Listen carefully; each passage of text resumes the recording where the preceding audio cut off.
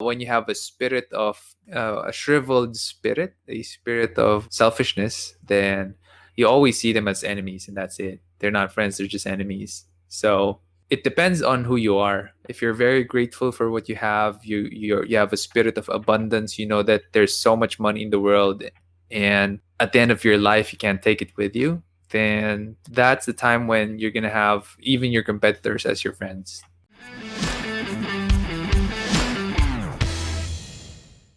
We have a question here. Says, I'm planning to take up business administration in college. However, I'm contemplating since most successful persons Hmm. worked at corporate jobs and just decided to take the leap.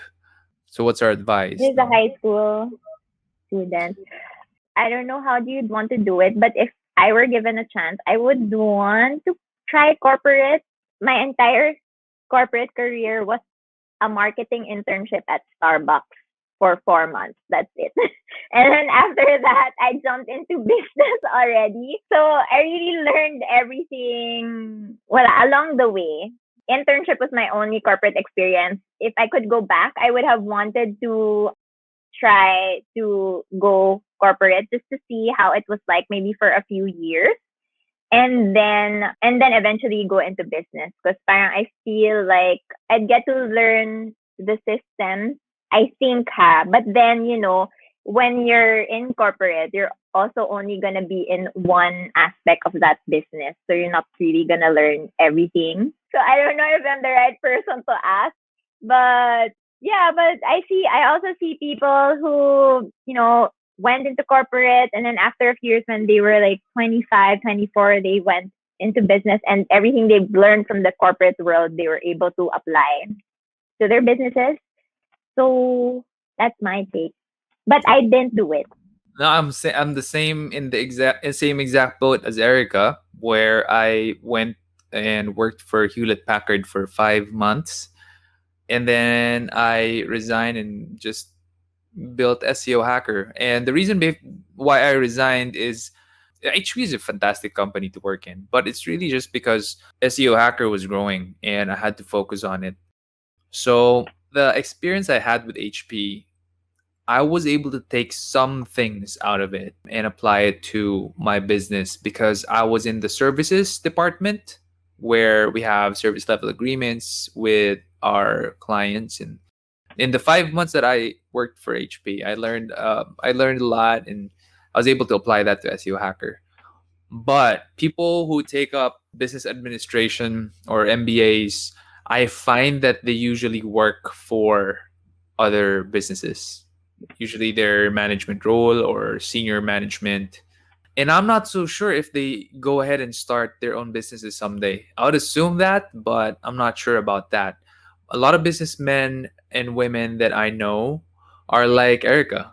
They, at the get go, decided to start their own thing, learn from it, fail at some point or at some parts, like I did, and then start again, or learn and be gritty enough to keep going and build it and make it more successful. And then maybe we'll just hire someone who is an MBA graduate and who professionalize the business. I think that's something that I'm going to be doing someday for sure when SEO Hacker has grown to that level. But yeah, that's in my experience, that's usually how it goes. So it depends on your goal in life and at what age do you want to be who. So if you want to be a businessman at the age of 30 and you want your business to be a successful business, I think you should start business early and not take masters in business administration. But if you want to take your time and start your business when you're on your 40s, 45, 50s, nothing wrong with that. You could take MBA, work for in the corporate world, and then finally someday at some point in time take the leap and start your own business. That's a much safer route, I think, than just going wild west and starting your own thing and learning through trial by fire. It's also expensive. Both routes are expensive. Both routes take time and a lot of humility. It's just that it would really depend on you, on your goals. When do you want to become who? That's the question you need to ask yourself. What's the best way to Sad. tell a boss or client that their business idea may not be as viable as they think? and how to position your alternative solution? Oh, good question. Give them a comparison with their business idea, or like tell them that, oh, if we do this, we can insert reasons here. Tell them how your alternate solution is better without undermining their idea. You get what I'm saying? Yeah. Yeah. And how you can ask it is, well, boss, what do you think about this? And then tell them your proposed solution or your alternative solution. And if they accept it, fantastic. But don't get hurt or don't feel bad if they adopt it as their idea. At least you know that you did what is best for the company and for your leader. That's how I think about it. Instead of having a bad business idea pulled under you, I think that that is something that you could do. Boss, what do you think about this? Or when they're talking to a client, sir or ma'am, what do you think about this idea? Right? You don't need to tell them that your idea is not good, it's not gonna fly, you're gonna have a problem here, here, here. Just tell them first your proposed solution, and they're Mm-hmm. gonna think about it, play around with it a bit, and I'm sure if they're smart, they're gonna come up with a combination of your proposed solution and the good things about their business idea, and it's gonna be a collaboration between you both. No one likes it when people criticize or shuts down their ideas. That's for sure. And be sure like you're prepared when they ask more questions about whatever it is that you're proposing. Yep, 100% agree. How do you build relationships with competitors? During the early days of SEO, so SEO is like, it used to be a very blue ocean. Not a lot of people knew what SEO was. There was not a lot of people practicing SEO. And I guess you could say it's a divine appointment how SEO Hacker was positioned during that time when SEO was practically, unknown. And it's funny because I would go to some very few SEO conferences, and I felt like a celebrity because of the SEO Hacker blog, and obviously I had competitors there, but we were friends because the market is so big and people doing SEO were so few. There's so few of us, and there's no blueprint to it. There's no right or wrong practice on paper. So we shared ideas with each other. We drank together, laughed together, and it's as they say, you guys are frenemies, and that's actually quite true because you're competing with each other for projects, but you know each other. You're friends, and when you meet, you're happy.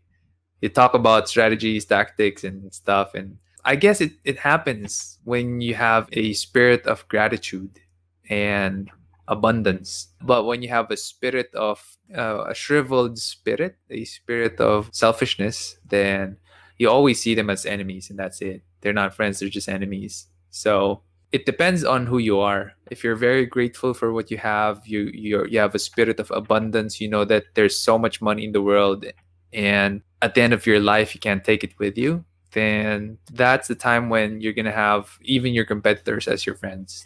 I Yeah. super, super agree. I don't know. I haven't had a chance to meet them, honestly. But like, I have friends who are also in the e-commerce retail market. And yeah, I'm friends with them. We share ideas with each other. Parang wala namang, there's no bad blood there. But it's because I feel like there's a lot of people in the world.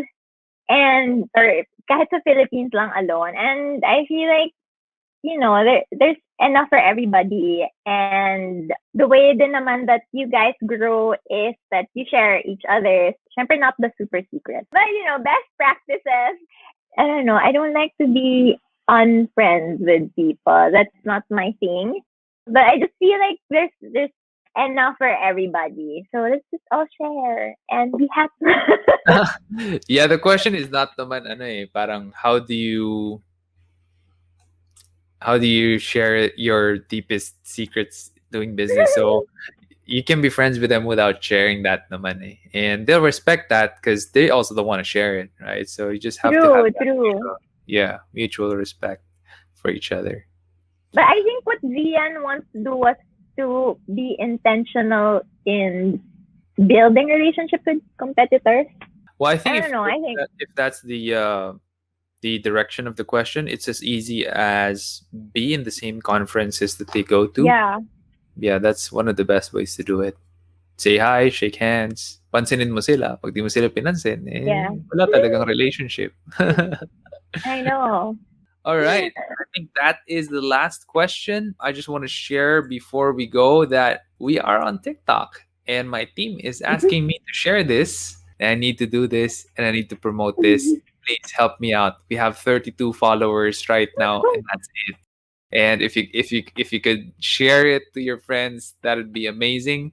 And so here you are, Aka Swimwear. Make sure you like, you follow, and you're there on Saturday for the ladies who are watching, and for the people who want to buy it for your loved one. You're welcome to join the live selling. So there you go, Erika Rodica, ladies and gentlemen, from Aka.ph, joining us for tonight. I learned a lot, and I hope so did you. Erika, thank you so much for being here tonight. Thank you so much for I really inviting me. appreciate it. I had fun.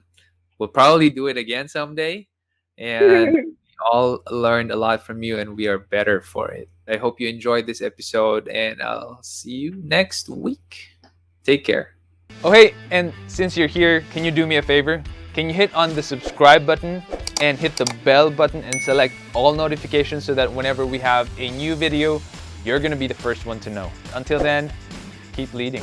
Work smart and hard, So it seemed like when I started the music school, going and networking with these stores where the clients was the smart move.